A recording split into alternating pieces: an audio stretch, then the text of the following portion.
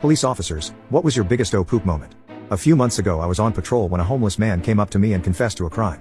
He told me he had just shoplifted $10 worth of goods from Five Below, and got away with it too.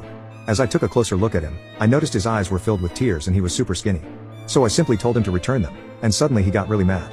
He took the stolen items out of his pockets, threw them on the floor and stomped all over them while shouting "Arrest me, arrest me."